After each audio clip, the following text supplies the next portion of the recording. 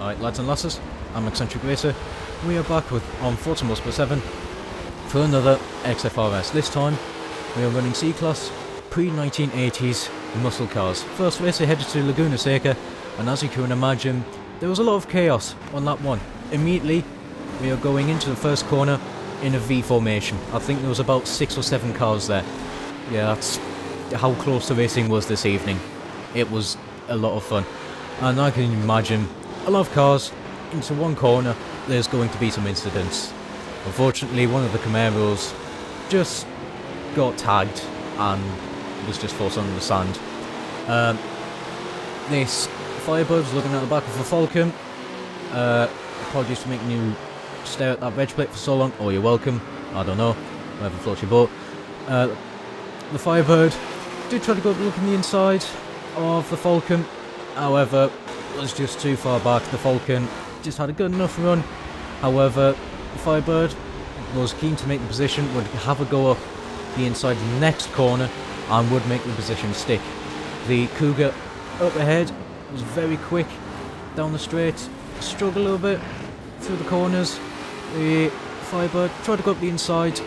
They have a little bit of contact, and unfortunately the Firebird just gets a very bad run and is forced to the very left to keep the car under control, I imagine. However, through the corners, was just able to go to just gain so much time and would just go around the outside of the penultimate corner, which was a very nice overtake. GTO judge in the background was making good time as well, managed to get past all three.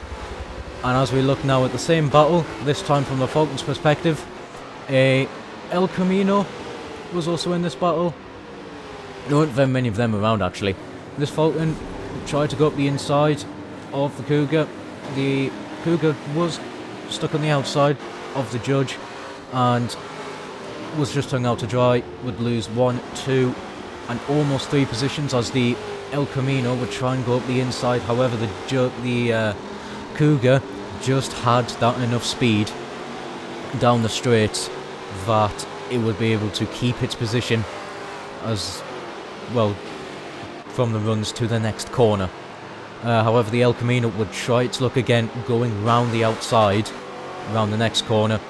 Does get ahead briefly, and they're going side by side through here. Up ahead, they're going 3 wide. That means they're going to be very compromised. This Falcon would just get 2 positions very quickly. And as we're now coming up to the corkscrew, the Firebird has a big dive up the inside, does manage to get it stopped. All 3 of them have a little bit of contact. The El Camino is going to make it 4 wide through the next corner and is going to get all 3 of them. That's a very, very good overtake, especially down there. That was well done. However, through the next section, all 3 of them again are going to have contact, and now it's the Falcon's turn. And to try and go around the outside of everyone, as basically in a diagonal formation. The Super B was very quick down the straight, keen to make up time. Unfortunately, the El Camino was having a good race and then disconnected. It was a massive shame, actually, because it looked like they were having a huge amount of fun.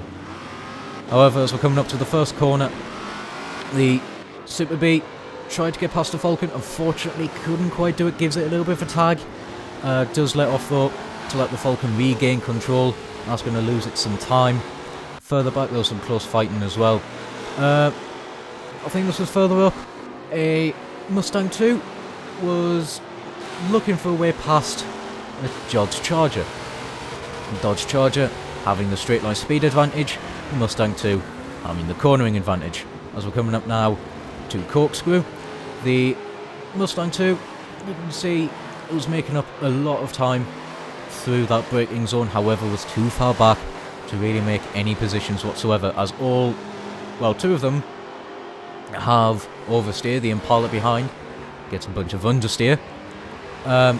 Mustang 2 though is still onto the back of that Charger. However, the Charger is just able to compromise it enough. The Cobra tries to go up the inside round the final corner, both of them go sideways, the Charger gets tagged and has enough straight line speed that it can just get away from it into the first corner. The Impala as well was catching quickly down the straight.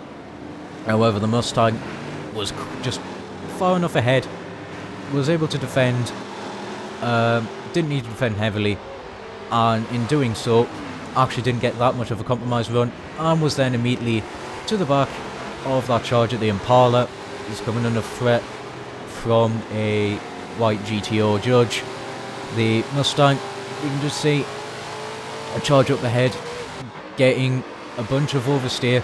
The Mustang was a lot more planted, was able to make up time through the corners. You can see it's getting right up to the back of it now, but the Charger just has too much straight line speed, and the runs through the in between corners are just long enough that the Charger can pull that little bit of a helpful, just that gap, that's just helpful to keep the position. Further back, the Falcon and the Firebird were still at each other's throats. The Falcon does run a bit wide, dips some wheel on the sand, sorry, and that was just enough of an opportunity for the Firebird to just throw the car up on the inside, make that position stick. And we're now just focused, chasing down the cars ahead.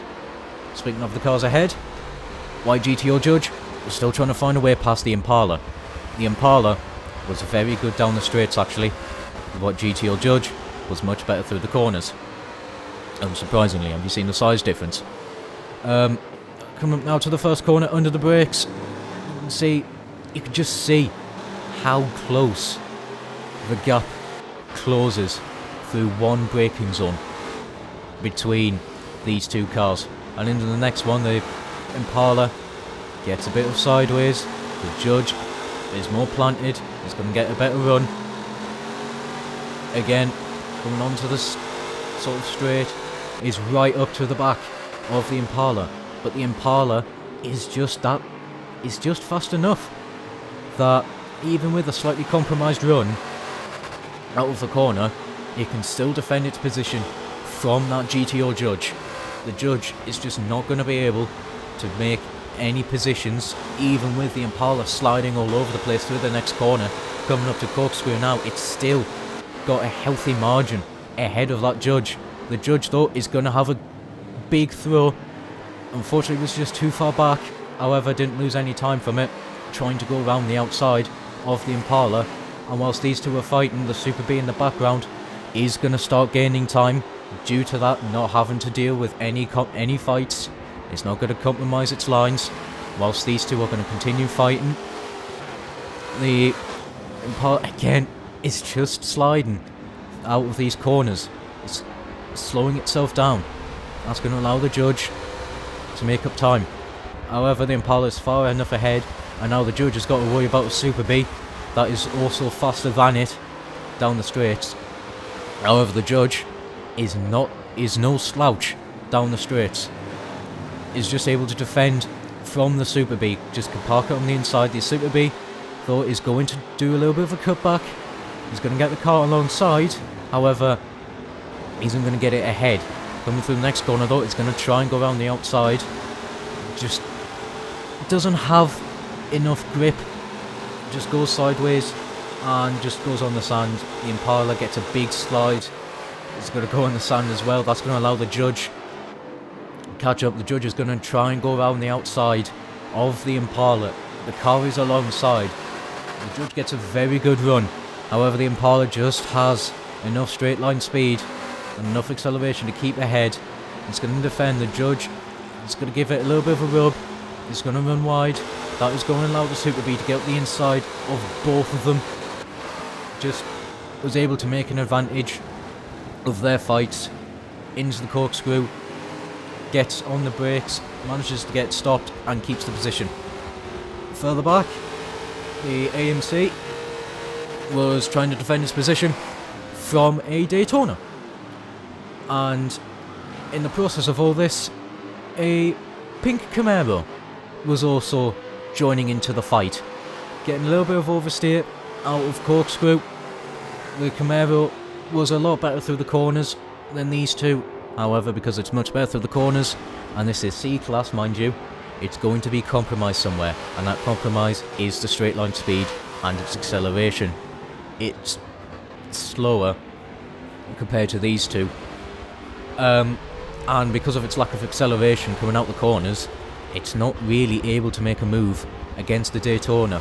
Mind you, the Camaro isn't terribly slow down the straights. The straights down here aren't big enough to really disadvantage that Camaro. The Camaro is able to make a very nice move through the braking zone of turn 1, just throw up the inside of the Daytona, get a very nice pass, just clean as well, and is able to make the position stick, and would go chasing off the AMC.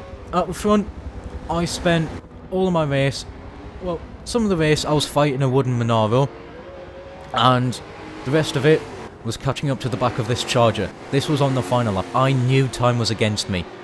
I would spy an opportunity through the penultimate corner. I would throw the car up the inside. We touched doors a little bit. I didn't force it wide. We're both on the road. I know that this is the final corner now. I've got to try and make the manoeuvre. I'm still stuck around the outside. The Charger gets a little bit of a slide, and my Pontiac was pretty good overall. Faster down the straights. That would allow me to get a good enough run and to beat the Charger to the line. Another car that beat cars to the line was this pink Camaro. Again, this was on the final lap, coming up against that Cougar. The Daytona, the AMC, was trying to make positions stick. The Cougar running very wide, getting a lot of oversteer. It's going to be very slow through this part where it's struggling with. The Camaro is going to try and go around the outside of the AMC, dip some wheels on the sand, doesn't lose a lot of time, is able to keep up the inside through the final corner. And as you see, it may not be the quickest down the straight. However, the straight to the finish line isn't big enough really for the AMC to catch back up to the Camaro. It gained 3 positions, I'm pretty sure, in a very short amount of time. I would take the victory in the Firebird. Raging Red Rabbit would take second with the Blue Charger, and Bearded Guy would take third with the Wooden Monaro. Second race, we would head to Homestead, Miami, the mini circuit. A track that I don't mind. There was a few complaints from drivers at me for picking this track. I think it was DLC on 6, so not a lot of people were highly experienced with this track. First corners, again, there's going to be collisions, there's going to be some paint swapping, and as you can see, 3 cars got connected through the fourth corner. Coming now into the big braking zone, I was staring at the back of a bunch of cars through here. A few cars ran wide, went into the tyre bundle, used advantage of ghost mode. The Hemi Cuda I phased through. The Falcon was also involved in that.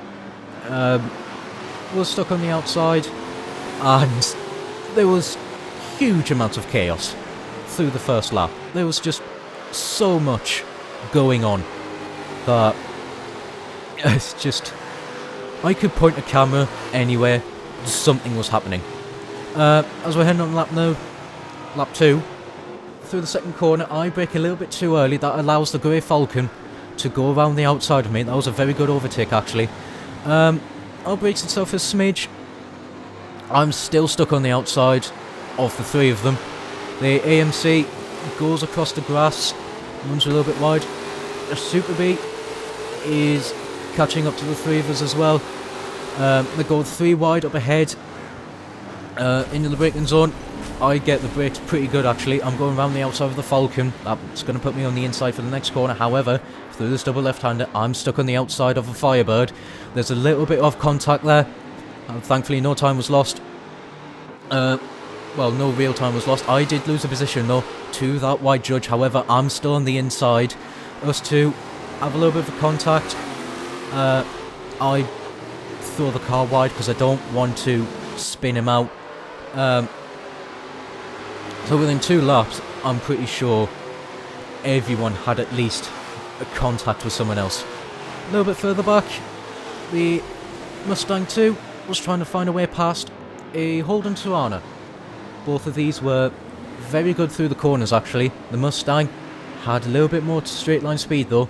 The blue Charger that came second in the first race was coming under fire from the Tirana. However, the Tirana was just too far back and just too slow down the straight.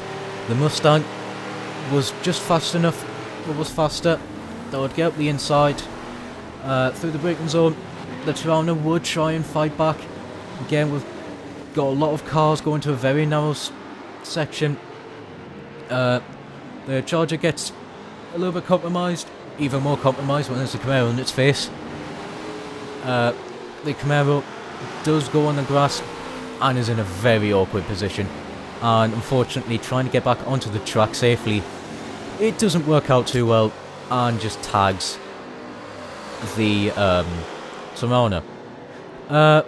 This was third, and a Halo Spartan Assault Mustang was enjoying some clean air.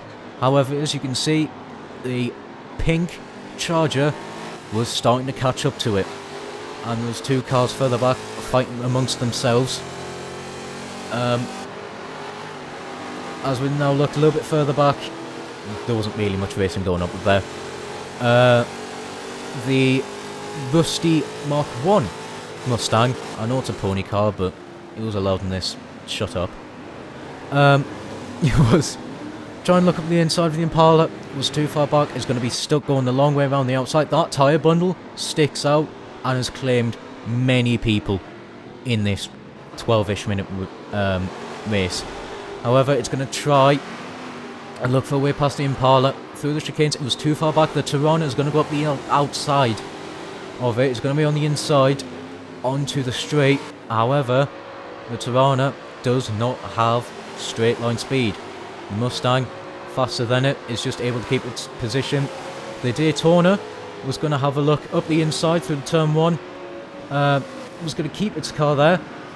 However, the Tirana wasn't giving up, was still pretty good through the corners. It's going to keep his car around the outside, trying to defend the position, and if he can hold it there, he's going to be on the inside for this corner, which he is indeed. However, because he's defending, he's going to be compromised where he's strong. His more straight line speed focused car isn't compromised where it's strong.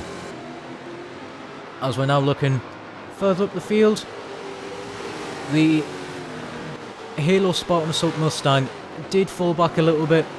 Me and the blue Charger was looking for a way past the Charger, managed to get an overtake through the chicanes. I wasn't quite so lucky, however, down the straight. My car was just that little bit faster, and it became a battle of the Mustangs. The Mustang Boss against the Mustang 2. The 2 being, I think, actually had a little bit more of a straight line speed advantage. However, the Mustang Boss dips a wheel on the grass. The Falcon goes for an ambitious overtake, shall we say. However, it doesn't. The Mustang Boss doesn't lose its position. There's more contact from an invisible thingy. Apparently there was a ghost car there. Oh no, it was the Falcon. The wooden Monaro, that was in third. That was into this fight, this four-way fight. The blue Falcon was defending its position from the Spartan Assault Mustang Boss. The Monaro was trying to find a way past. It was going to dive up the inside, however, couldn't quite do it. Was going to look again through the inside of the next part. It doesn't have the handling. And these three were pretty balanced actually.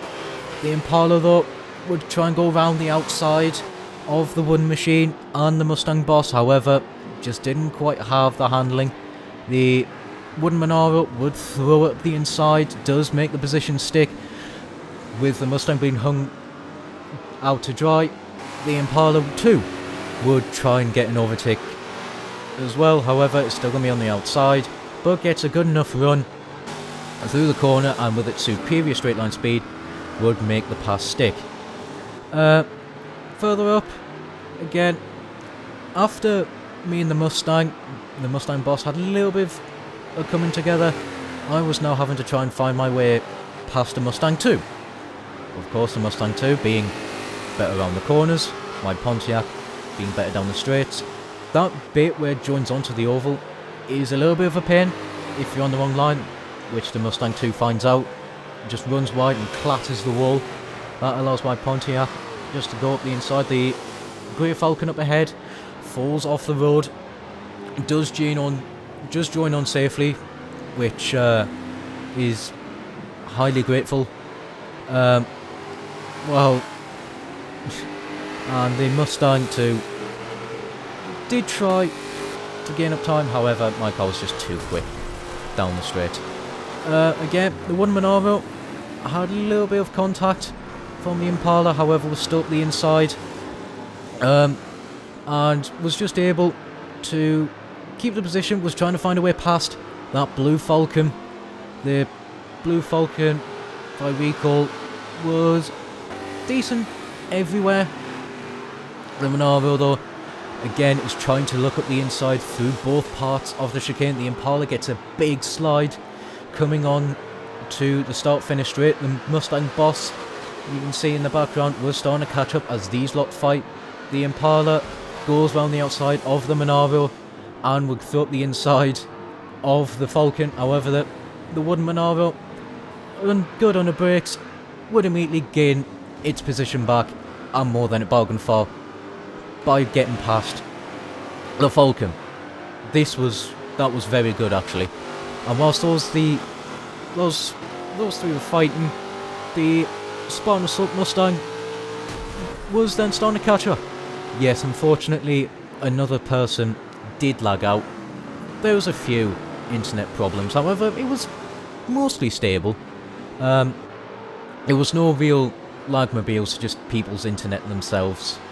It just was unfortunate for them, to be honest, that they just lagged out.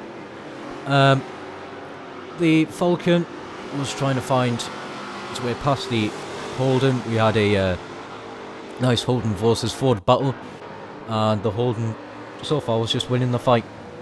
Further up, the 69 nice Firebird was trying to find, was coming under a bit of threat from the Blue Charger. In the meantime, though, was catching up to the pink Camaro. Don't worry, I had a minor heart attack as well seeing that lagged out car. The Charger was right up to the rear bumper of the Firebird, got a very good run, actually was up the inside. However, it was going to be a door that was going to close. The Charger was wise of it and just backs off. That's going to allow me to start catching up whilst these two fought. Sorry, my throat's getting dry. The Charger did have the more top end speed. That was going to allow it to get up the inside through the first corner. However, it's going to run wide coming into the second corner. I was then catching up to the back of them, and now it was a battle among the Firebirds as well. The Charger was struggling a little bit through here. Just captured some oversteer. That's going to make it run across the grass. My Firebird was very quick down the straight. It was one of the fastest here. Not the fastest, but it was one of the faster ones. That would allow me to get up the inside of the 69 Firebird. However, I was too far back to try and overtake the Blue Charger. And I was trying to find a way past the Firebird through the corner. Well, the white and blue one was better through the corners, however, was just too far back to really make any moves against mine.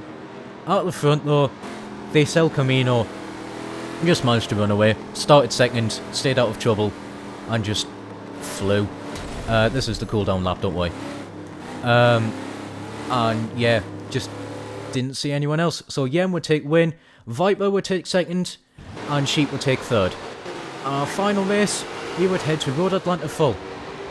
And I would get a very good run actually, starting from about 16th. As you can see, I'm going around the outside of a 3 wide. There was a lot of very close racing. One car unfortunately just, I think, dipped the wheel on the grass. I certainly didn't hit it, just dipped the wheel on the grass unfortunately. That would cost it a lot of time. I'm up the inside. There wasn't a lot of room, however I do manage to make the position stick. I was given enough space. They're going 4 wide through the S's. 2 cars unfortunately got connected and was forced into the tyre bundles. Many cars, well, again, like I said, many cars trying to overtake each other. There's bound to be a collision. I missed my braking point a little bit. I do slightly tag the back of the Cougar. I do apologise. I did let off, allow it to regain control. The Hemi Cougar, that was around the outside, had a very big slide. That's going to compromise it coming onto this straight. Now, like I said, my car was one of the fastest against the Cougar. Didn't stand a chance. That thing was ridiculously fast down the straight. Actually caught up to the front cars. There was a little bit of a interesting line going up ahead. However, through the heavy braking zone, it was a lot slower. That allowed my Firebird to catch right back up through the braking zone. The blue Charger tried to look up the inside, however I was too far ahead. We're now through the final corner. Cougar getting a big oversteer moment. My car was actually very planted, considering how quick it was. I'm then trying to look up the inside. The Cougar runs wide. I get a very good run and get 3 cars in 1 corner, throwing it up the inside. I was very proud of that manoeuvre, and I was managed to keep defending and get a very good run through the beginning of the S's. Further back, the Impala would do a very nice move actually round the outside of the rusty Mustang. Was stuck on the outside though of the S's of a pink Camaro, however would be on the inside, have enough straight line speed. Coming up to this braking zone, was able to stick ahead, and it was quick enough down the straight. Coming up to this braking zone, it would be able to defend. It was just too far ahead for the pink Camaro to make any moves. Everyone was sort of checking up here because there was a lot of close fighting. That meant the Impala was a little bit slow coming onto the straight. However, it was a little bit slow coming onto the straight. Doesn't mean it was slow on the straight, and would just start picking off cars one by one as it came into the braking zone. I'm pretty sure it gained 3 positions down the straight. Coming onto the braking zone now, the Firebird was trying to fight back around the outside. It would keep it on the inside for this next section. However, the Impala was just got a good enough run, had that superior acceleration, and would keep the position. The Falcon, unfortunately man wide, joined back onto the track. The rub doors, however, no time was lost.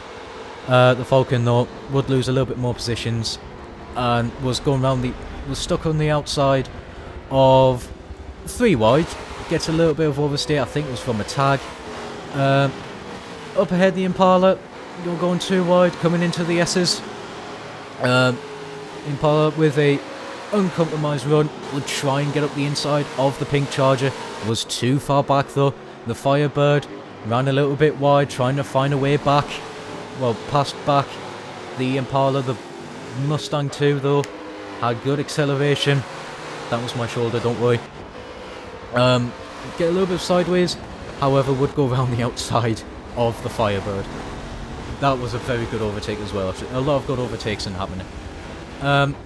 Coming up now to the right-hander, coming onto the big long straight. Impala was up the inside. Fortunately, well, the Impala was quick. The Charger was even faster. That thing was very quick. We come up and just wouldn't blitz past the white GTO, however did make a good enough run. Would try and dive up the inside of the Daytona, was too far back. However, in the meantime would actually defend from the GTO. Again, further back, the Charger was stuck a long way around the outside of the Mustang 2. The Mustang Boss got a very good run, however was boxed in by the two slower cars up ahead with compromised runs. Unfortunately, would get a tag from the back of the Firebird, well, would get tagged by the Firebird, so it got dropped out of one fight, however, immediately got back into another fight. This time trying to find way past the Blue Falcon, and whilst that was happening, the Blue Falcon was trying to find the way past the Rusty Mustang up ahead. The pink Camaro was trying to find its way past the Ford Falcon, a different Ford Falcon this time, a two-door. Some car in the background spun out, was in ghost mode though. The Mustang Boss would try and go up the inside, however the Falcon would defend the Hemi Cuda, tried to go up the inside of that, had a lot of oversteer issues. Actually, I think there was a little bit of contact between that and the Tirana. The Tirana coming off worse because it's a small dainty car. The Hemi was a lot bigger and had a lot more straight line speed than it. Whilst that happened, the Mustang Boss just would fall back a little bit coming down the straight. However, through the corners it was actually pretty good, and whilst those four fight, would start catching back up. Does run a little bit wide though, back onto the grass. As we actually now look at said fight, the Camaro would find its way past the orange and black Falcon. The Falcon though got a little bit sideways, was having to defend now from the blue Falcon and the Rusty Mustang. It got hung out to dry around turn 1, that allowed both of them past, however was still fighting back, and so coming up now to the S's, is still on the outside of that Rusty Mustang. Would get the position back actually, that was very nicely driven. However the Blue Falcon would make a bit of a gap. The Rusty Mustang was now coming under threat from the Mustang Boss. The Tirana had a bunch of oversteer. I don't know if it span out or not. However, the Mustang was trying to find, the Mustang Boss was trying to find a way around the outside of the Mustang, the pony one, runs across the grass again, and would just unfortunately find itself on a very bad run coming onto the straight. And this is a important well, everywhere is important, but especially this, considering it's a huge amount of the track, you do want to get a very good run coming onto this. The Falcon though was actually pretty quick down the straights, was the orange one, sorry, was unfortunately though wasn't really gaining any time. Up near the front, the Impala, the El Camino and the GTO Judge was having a fight amongst themselves. GTO Judge gets a good run thrown up the inside of the Impala trying to fight back though, and whilst those two fought, the El Camino was able to just pull a gap whilst those two fought. The Impala, with its superior straight line speed, was too far back though to make a move, was just staring at the back of the GTO, especially through these two corners. However, the Impala, I've said it many times, has very good straight line speed, especially against the GTO Judge, and coming up onto the back straight, you can see it would just use a helpful toe, wouldn't blitz past it, however it was still noticeably quicker, and was in a good position actually to defend into the braking zone. The GTO Judge would try and fight back around the outside, however the Impala got a good enough run, and would just be able to keep the position. The Cougar did struggle around here, was having a lot of oversteer issues, was coming under fire, from a Hemi-Cuda. And what these two were fighting between the S's.